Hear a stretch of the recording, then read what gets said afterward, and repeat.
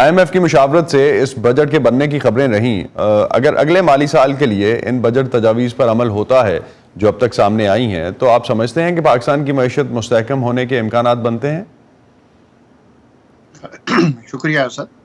یہ آپ نے بالکل صحیح کہا کہ یہ جو بجٹ ٹیلر کیا گیا ہے، یہ اس کا جو مین مقصد ہے وہ یہ ہے کہ آئی ایم ایف سے نیکسٹ پروگرام جو ہے وہ نیگوشیٹ ہو جائے.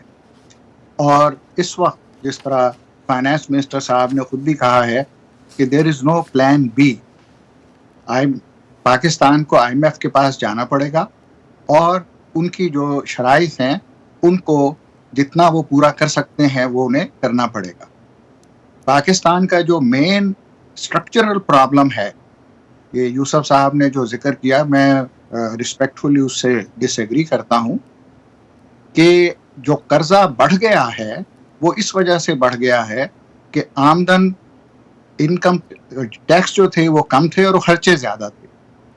تو کسی سٹیج پہ یہ جو اکانومی ہے اس کو ٹیکس جنریٹ کرنے پڑیں گے، اور یہ بہت آبویس ہے اور کئی دفعہ ذکر ہو چکا ہے کہ بہت بڑے بڑے سیکٹرز جو ہیں وہ ٹیکس ایگزیمپٹ ہیں، جس میں ایگریکلچر ہے، جس میں ریئل اسٹیٹ ہے، جس میں سروسز ہیں، جس میں یہ آپ سروسز سیکٹر آتا ہے، ریٹیلر سب سے زیادہ اس پہ ہیں ڈاکٹر ثاقب. لیکن اب تو پاکستان کے دوست ممالک بھی اسلام آباد کو اپنی آمدنی بڑھانے کا مشورہ دے رہے ہیں، جس طرح سے آپ بات کر رہے ہیں، ٹیکس کلیکشن بڑھانے کا مشورہ دے رہے ہیں. کتنا مشکل ہے، لیکن یہ مشکل کتنا ہے حقیقی پلان اس کا بنانا، اس پہ عمل درآمد کرنا، بیکاز اب تک ہوتے ہوئے ہمیں نظر نہیں آیا. یہ دیکھیں، اس کی ریزن یہ ہے کہ پاکستانیوں کو معلوم ہے کہ کیا کرنا ہے اور کیسے کرنا ہے، لیکن جو باٹم لائن ہے وہ پولیٹیکل ول ہے. اگر وہ موجود ہوگی تو یہ فیصلے کیے جا سکتے ہیں، اگر وہ نہیں ہوگی تو یہ اسی وشیس سائیکل میں رہیں گے. لیکن tax to G D P ratio کو اگر ہم لاسٹ 2 منٹ میں آپ کے 2 پوائنٹس اور بھی ایڈریس کرنا چاہوں گا آپ کے ساتھ. Tax to G D P ratio پہ اگر ہم دیکھتے ہیں تو خطے کے دوسرے بڑے ممالک، جس طرح ابھی یوسف صاحب بھی حوالہ دے رہے تھے اور تھوڑی دیر پہلے انڈیا کی ہم بات کر رہے تھے، بنگلہ دیش کی بات کر رہے تھے، کہ بہت زیادہ ڈفرینس نہیں ہے پاکستان کا. تو کیا یہ خطے کا مزاج ہے، ٹیکس دینا نہیں چاہ رہے بہت زیادہ، یا ٹیکسز یا انویسٹمنٹ ہی جینوئن ایشو ہے اس میں؟ اس میں 2 باتیں ہیں. دیکھیں، ایک تو ان ملکوں کی جی ڈی پی جو ہے وہ پاکستان سے بہت زیادہ ہے، یہ بات مس ہو گئی تھی پچھلی ڈسکشن میں. تو دوسرے یہ ہے کہ آپ یہ دیکھتے ہیں کہ ان کے قرضے کتنے ہیں، وہ قرضے کم ہیں.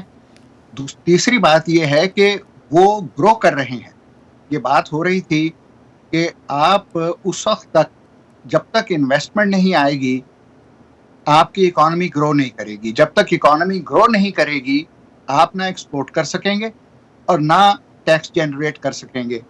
یہ جو پاکستان کی tax to G D P ratio ہے، اس میں آپ دیکھیں کہ سب سے زیادہ جو رول ہے وہ انڈائریکٹ ٹیکسز کا ہے، اور جس طرح آپ نے بالکل صحیح کہا کہ وہ بہت ریگریسو ہوتے ہیں. تو ضرورت یہ ہے کہ ڈائریکٹ ٹیکسز کا نیٹ بڑھایا جائے، وہ ٹیکسز انکریز ہوں، اس سے آپ پھر سبسڈیز کم کریں، ایگزیمپشنز کم کریں، تاکہ یہ سرکولر ڈیٹ اور ڈیٹ اوور آل کم ہو.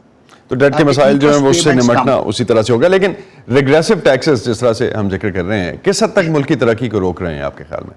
یہ اس طرح سے روکتے ہیں، اس کی 2 وجوہات ہیں.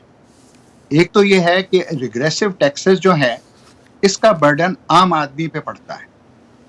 دوسرے یہ ہے کہ جب آپ ریگریسو ٹیکسز لگاتے ہیں تو ٹیکس اتھارٹیز کو انکم ٹیکس جنریٹ کرنے کا انسینٹیو کم ہو جاتا ہے. وہ سمجھتے ہیں کہ ان سے یہ سیلری کلاس سے اور سیلز ٹیکس وغیرہ سے ہم یہ پیسے اکٹھے کر لیں گے. تیسری بات یہ ہے جو بہت امپورٹنٹ ہے، وہ یہ ہے کہ جب آپ ٹیکس ریٹس بڑھاتے ہیں، keep in mind tax rates, تو پھر انسینٹیو ٹو اوائڈ ٹیکسز بہت بڑھ جاتا ہے. سو بیسیکلی یہی جو ریگریسو ٹیکسز ہیں وہی آپ کی بڑھانے کے بجائے ٹیکس نیٹ کو بڑھایا جائے. ٹیکس نیٹ کو بڑھایا جائے. بہت بہت شکریہ ڈاکٹر ثاقب آپ کا.